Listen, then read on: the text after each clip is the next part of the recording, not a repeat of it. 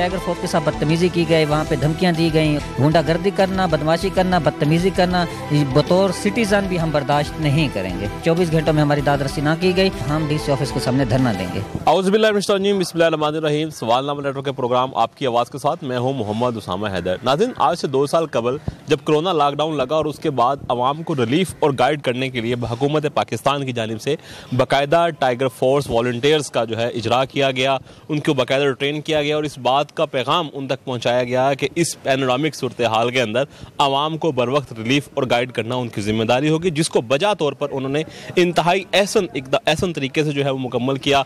और जो सबसे खुशाइंद बात यह है कि मुल्क के तुलो अर्ज़ में बनाई जाने वाली इस टाइगर फोर्स पर ना ही कहीं पे करप्शन चार्जेस लगे और ना ही दीगर कोई शिकायत जो है वो सामने आई।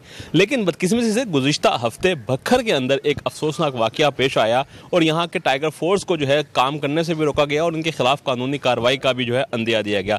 इस वक्त बखर में टाइगर फोर्स के इंचार्ज ज़ियाउल्लाह हमारे साथ मौजूद हैं।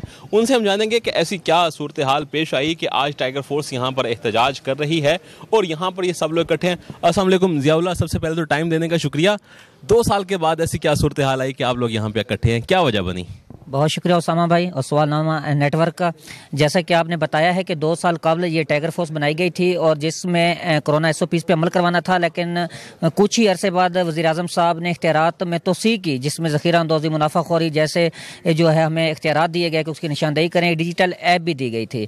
तो उसके बाद हमें डिस्ट्रिक्ट एडमिनिस्ट्रेशन के अंडर कर दिया गया, जिसका इख्तियार DC साहब और असिस्टेंट कमिश्नर साहब को था कि वो वॉलंटियर्स जो हैं प्राइम मिनिस्टर टाइगर फोर्स के जहाँ चाहें उनकी ड्यूटीज़ लगा दें। जिसके बाद टाइगर फोर्स बखर समेत दीगर जितने भी अजलात थे उनकी टाइगर फोर्स मेंबरान ने DHQs, उसके बाद जितने भी छोटे हॉस्पिटल्स थे, एहसास सेंटर्स हो गए, नादर ऑफिस हो गए, जहाँ पे भी टाइगर फोर्स को ज़िला इंतज़ामिया ने आवाज़ दी, टाइगर फोर्स ने वहाँ पे काम किया। और अल्हम्दुलिल्लाह टाइगर फोर्स बखर वो फोर्स है, जब वज़ीर-ए-आज़म साहब को इस्लामाबाद कन्वेंशन में डॉक्यूमेंट्री दिखाई गई तो 70% जो डॉक्यूमेंट्री थी वो ज़िला बखर के टाइगर फोर्स की थी।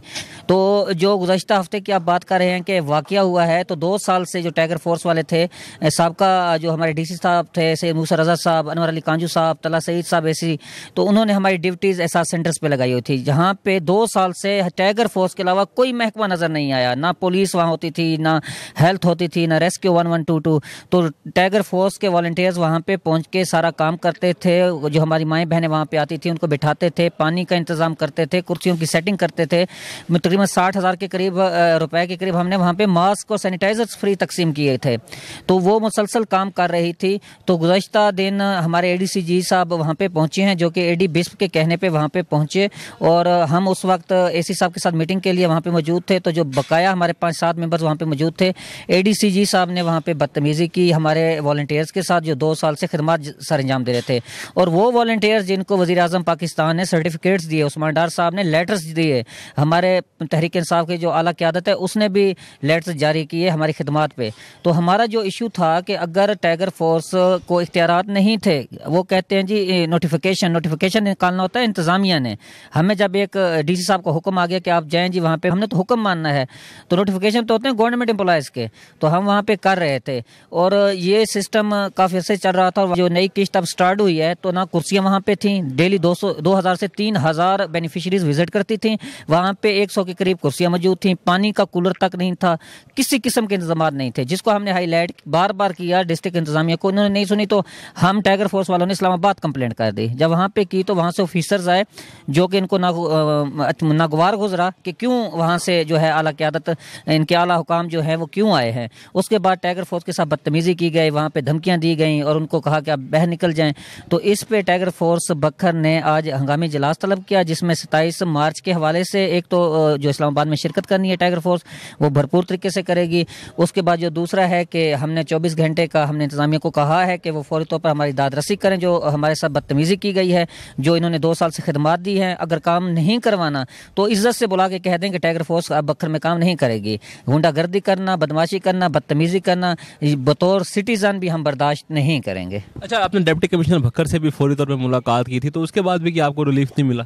जी, DC साहब इंतहाई अच्छे आदमी हैं, हमने उनसे बात की, उन्होंने हमारी तकरीबन 20 मिनट बात सुनी है। सुनने के बाद उन्होंने कहा था कि मैं 2 दिन में आपको इस हवाले से आगाह कर दूंगा। आज तीसरा दिन है और इसी वजह से हम 24 घंटे मजीद दे रहे हैं कि हमारी दाद रसी की जाए। अगर दाद रसी ना की गई तो हमारा जहाँ पे इजलास हुआ है, हमारे पास तमाम यूनियन काउंसिल के कैप्टन मौजूद थे, उन्होंने ये फैसला किया है कि अगर 24 घंटों में हमारी दाद रसी ना की गई तो हम अगले लाहेमल का ऐलान करेंगे और हम DC ऑफिस के सामने धरना देंगे।